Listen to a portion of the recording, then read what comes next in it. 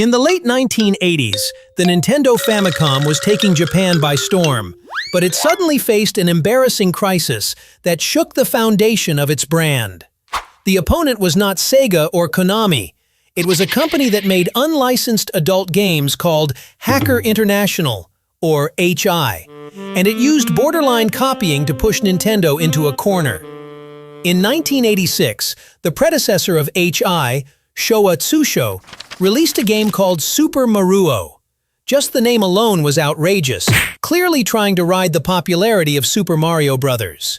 The main character looked like Mario, but the game forced in a lot of adult interaction scenes. The game was banned by Nintendo less than a month after its release and was immediately placed on a blacklist. In the following years, HI did not hold back. Instead, it expanded the scale of its copying. They set their sights on the most popular role-playing game at the time, Dragon Quest. This led to the infamous Bodycon Quest. The gameplay framework and battle system closely copied the original, but all the monsters were replaced with attractive female characters, relying on suggestive content to grab attention. To expand their market, they also released dozens of adult mahjong and card games on the Famicom Disk System. The gameplay copied the common mahjong and card rules of the time, using pixelated nudity as the main selling point. By 1991, HI's copying had become completely unrestrained. They released Miss Peach World, directly mocking one of Nintendo's most recognizable characters, Princess Peach. In the game, Peach, who originally waited for Mario's rescue, was forcibly turned into a Los Angeles narcotics officer, even riding a skateboard through the streets to fight drug dealers.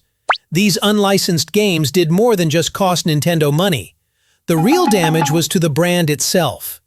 Because these games ran on the Famicom, many parents saw their children playing adult content and mistakenly thought it was officially made by Nintendo.